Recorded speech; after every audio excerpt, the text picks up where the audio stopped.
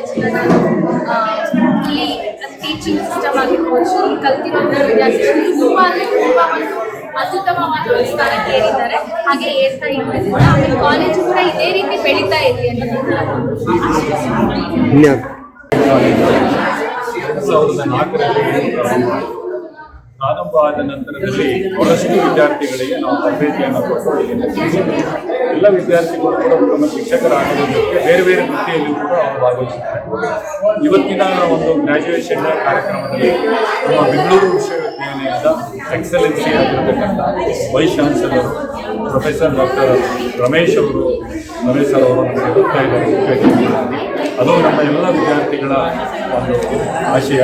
ಹಾಗಾಗಿ ಅವರ ಒಂದು ವಿಚಾರವಾಗಿ ನಾವು ಅವರನ್ನು ಕರೆಸ್ಕೊಂಡಿದ್ದೇವೆ. BEd ಕಾಲೇಜ್ ಸರ್, ನನ್ನ ಹೆಸರು ಶಿವರಾಜ್ ಅಂತ ಸರ್. ಇವಾಗ ಸುಂದರ ಕ್ಷಣವಾಗಿ ನಾವು ಸಂಭ್ರಮಿಸ್ತಾ ಇದ್ದೀವಿ. ಯಾಕಂತಂದರೆ 2 ವರ್ಷಗಳ ನಮ್ಮ BEd ಜೀವನವನ್ನು ಬಹಳ ಸಂಭ್ರಮದಿಂದ ಸಂಭ್ರಮಿಸಿದ್ದೀವಿ. ಇವತ್ತು ಕೊನೆ ಕ್ಷಣದ ಒಂದು ಸಂಭ್ರಮ ನಮ್ಮಲ್ಲಿ ಮನೆ ಮಾಡಿದೆ. ಹಲವಾರು ವಿಚಾರಗಳನ್ನು ಒಂದು ಉತ್ತಮ ಶಿಕ್ಷಕನಾಗಲಿಕ್ಕೆ ಏನು ವ್ಯಕ್ತಿತ್ವವನ್ನು ರೂಪಿಸ್ಕೊಳ್ಬೇಕು ಅವೆಲ್ಲ ಅಂಶಗಳನ್ನು ಇವತ್ತು ನಮ್ಮ ಕಾಲೇಜು, ನಮ್ಮ ಪ್ರಿನ್ಸಿಪಲ್ ಸರ್ ಅವರು, ನಮ್ಮ ಟೀಚರ್ಸ್ಗಳನ್ನು ಕಲಿಸಿದ್ದಾರೆ. ನಮ್ಮ ವೃತ್ತಿ ಜೀವನಕ್ಕೆ ನಾವು ಕಾಲಿಡ್ಲಿಕ್ಕೆ ಒಂದು ಸಂತೋಷ ಕ್ಷಣವನ್ನು ಕಾಯ್ತಾ ಇದ್ವಿ. ಅದು ಇವತ್ತು ಬಂದಿದೆ ಅಂತ ನಮಗೆ ಖುಷಿ ಇದೆ ಅಂತ ನಾನು ಈ ಸಂದರ್ಭದಲ್ಲಿ ಹೇಳಕ್ಕೆ ಬಯಸ್ತೇನೆ.